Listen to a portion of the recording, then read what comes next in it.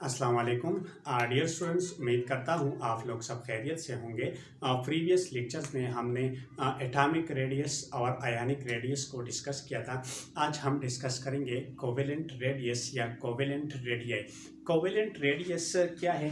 Covalent radius की हम दो तरह की डिफिनीशन करेंगे। पहला डिफिनीशन है half of the distance between the nucleus of two similar covalently bonded atom. ठीक है, फर्ज करें मेरे पास है टू एटम है। फर्ज करें ये टू हाइड्रोजन है, एक हाइड्रोजन और ये क्या है, दूसरा हाइड्रोजन। ठीक है, और ये दोनों एटम जो है ये कोवेलेंट बॉन्ड के जरिए एक दूसरे के साथ क्या है, कनेक्टेड है। यानी bond between the hydrogen atom क्या है, कोवेलेंट बॉन्ड है। और एटम जो है ये क्या है, सिमिलर है। ठीक है, अब ये एक हाइड्रोजन का न्यूक्लियस है और ये दूसरे हाइड्रोजन का न्यूक्लियस है। ठीक है, और ये क्या है, ये distance between the two nucleus जिसको हम एंटर न्यूक्लियस भी कहते हैं। Enter nuclear distance. ठीक है, enter nuclear distance mean distance between the two nucleus. ये क्या है, ये एंटर न्यूक्लियर डिस्टेंस है। अगर ये एंटर न्यूक्लियर डिस्टेंस को हम हाफ कर दें, ठीक है, तो ये हाफ जो है, ये हाफ को हम क्या कहते हैं, कोवेलेंट रेडियाई। यानी कोवेलेंट रेडियाई क्या है, टू बॉन्डेड एटम है।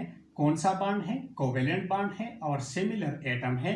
तो एक एटम और दूसरे एटम के न्यूक्लियस के दरमियान जितना डिस्टेंस है, अगर ये डिस्टेंस हम हाफ कर दें तो इसे हम क्या कहते हैं, कोवेलेंट रेडियाई कहते हैं। ठीक है, सेकंड डिफिनीशन है half of the bond length. Bond length, अगर बॉन्ड लेंथ का हम हाफ ले लें of a single covalent similar bonded atom, तो इसे हम क्या कहते हैं, कोवेलेंट रेडियाई कहते हैं। फर्ज करें मेरे पास ये हाइड्रोजन है और ये हाइड्रोजन है, ये सिमिलर एटम है और इनके दरमियान क्या है, कोवेलेंट रेडियस है, कोवेलेंट बॉन्ड है। ठीक है, अब एक हाइड्रोजन के न्यूक्लियस और दूसरे हाइड्रोजन एटम के न्यूक्लियस के दरमियान जितना डिस्टेंस है, यानी एंटर न्यूक्लियर डिस्टेंस जो है, इसको हम बॉन्ड लेंथ भी कहते हैं। बॉन्ड लेंथ क्या है, the length between the two nucleus. Length between the two nucleus, distance between the two nucleus is called bond length. अगर ये बॉन्ड लेंथ हम हाफ कर दें, यानी डिवाइड कर दें टू से, तो इसे हम क्या कहते हैं, कोवेलेंट रेडियाई कहते हैं। कोवेलेंट रेडियाई, यानी जब बॉन्ड लेंथ का हम हाफ ले लें। लेकिन ये पॉइंट याद रखिए कि ये बॉन्ड लेंथ हम किन एटम के लेंगे। पहला पॉइंट, ये एटम जो होगा ये सिंगल कोवेलेंट बॉन्ड का होगा और एटम जो होंगे वो क्या होंगे, सिमिलर बॉन्डेड एटम होंगे। अगर इसी सिमिलर बॉन्डेड एटम का बॉन्ड लेंथ हम हाफ कर दें तो इसे हम क्या कहते हैं, कोवेलेंट रेडियाई। ये क्या है, ये बॉन्ड लेंथ है और ये बॉन्ड लेंथ जब हम हाफ करते हैं तो इसे हम क्या कहते हैं, कोवेलेंट रेडियाई कहते हैं। ठीक है, इसी तरह बॉन्ड लेंथ ऑफ हाइड्रोजन जो है ये क्या है, ये 74 पिकोमीटर है बॉन्ड लेंथ। ठीक है, और ये बॉन्ड लेंथ अगर हम डिवाइड कर दें टू से, यानी इसको हम हाफ कर दें, तो ये क्या होगा, 74 divided by 2 is equal to 37 picometre. तो ये 37 पिकोमीटर जो है ये क्या होगा, कोवेलेंट रेडियाई होगा। और किसका होगा, हाइड्रोजन का। यानी ये न्यूक्लियस और ये न्यूक्लियस, इसके दरमियान जो डिस्टेंस है ये क्या है, 74 पिकोमीटर। बॉन्ड लेंथ क्या है, 74 पिकोमीटर। अगर इस बॉन्ड लेंथ को हम डिवाइड कर दे, हाफ कर दे, यानी डिवाइड कर दे 2 से, तो इससे क्या आएगा, 37। यानी ये न्यूक्लियस से यहाँ तक इस डिस्टेंस जो है ये कितना है, 37 पिकोमीटर। और ये 37 पिकोमीटर कोवेलेंट रेडियाई है हाइड्रोजन एटम का। ठीक है, इसी तरह नेक्स्ट एग्जांपल है हमारे पास फ्लोरीन मॉलिक्यूल का। ठीक है, फ्लोरीन किस तरह बनता है, जब एक फ्लोरीन दूसरे फ्लोरीन के साथ कंबाइन होते हैं तो इससे क्या बनता है, F2 मॉलिक्यूल। ठीक है, अब ये क्या है, ये एक फ्लोरीन का न्यूक्लियस है और ये सेकंड फ्लोरीन का न्यूक्लियस है। ठीक है, यानी distance between the two nucleus, इसे हम क्या कहते हैं, बॉन्ड लेंथ कहते हैं, बॉन्ड लेंथ। ठीक है, या इसे हम एंटर न्यूक्लियर डिस्टेंस भी कहते हैं। ठीक है, अगर ये बॉन्ड लेंथ या इंटर न्यूक्लियर डिस्टेंस हम क्या करें, हाफ करें, तो इसे हम क्या कहते हैं, कोवेलेंट रेडियाई कहते हैं। इसी तरह बॉन्ड लेंथ ऑफ फ्लोरीन, यानी यहाँ से यहाँ तक ये लेंथ जो है फ्लोरीन का, ये कितना है, 145 पिकोमीटर है। कितना है, 145 पिकोमीटर। अगर ये हम हाफ कर दें, यानी डिवाइड कर दें 2 से, तो ये क्या होगा, ये होगा 72.5 पिकोमीटर। यानी इसका मतलब ये है कि कोवेलेंट रेडियाई इस न्यूक्लियस से यहाँ तक जितना डिस्टेंस है, कोवेलेंट रेडियाई होगा, और फ्लोरीन में ये होगा 72.5 पिकोमीटर। ठीक है, इसी तरह ये है क्लोरीन मॉलिक्यूल। एक क्लोरीन प्लस अनदर क्लोरीन, जब ये कंबाइन होते हैं तो इससे क्या बनता है, Cl2,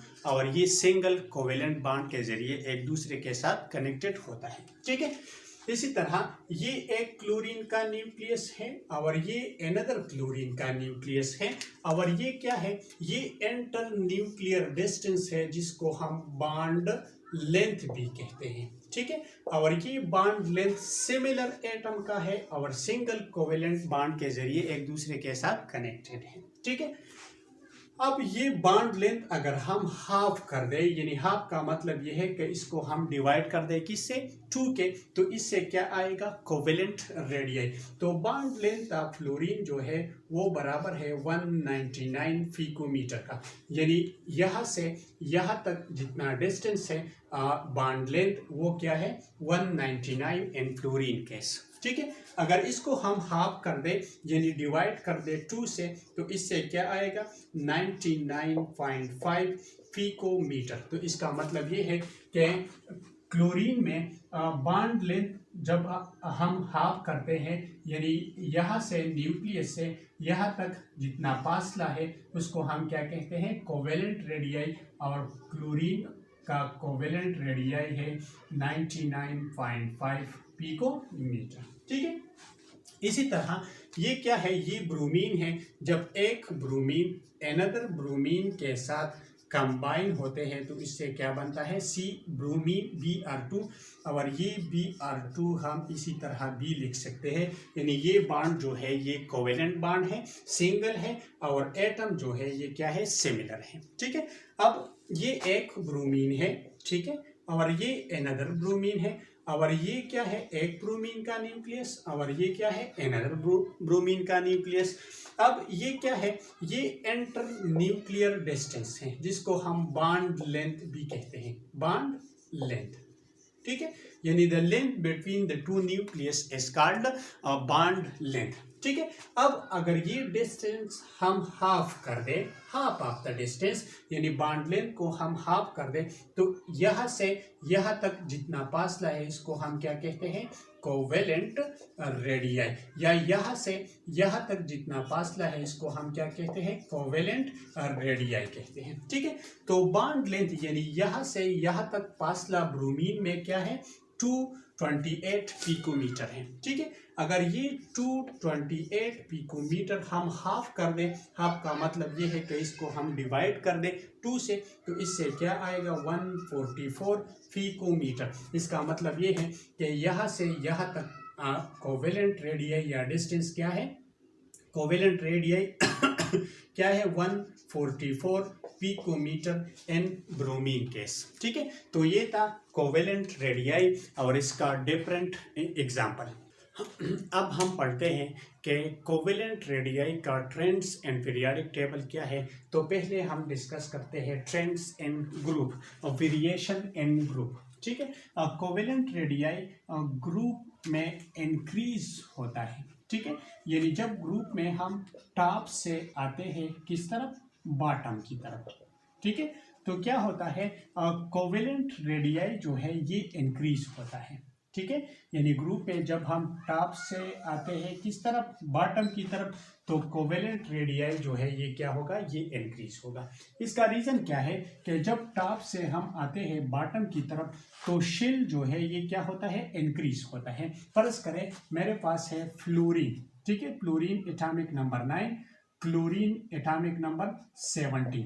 ठीक है, तो क्लोरीन में फर्स्ट शेल में 2 इलेक्ट्रॉन और सेकंड शेल में कितने इलेक्ट्रॉन है? 7। इसी तरह क्लोरीन में 2 इलेक्ट्रॉन, सेकंड में 8 और थर्ड शेल में कितने इलेक्ट्रॉन है?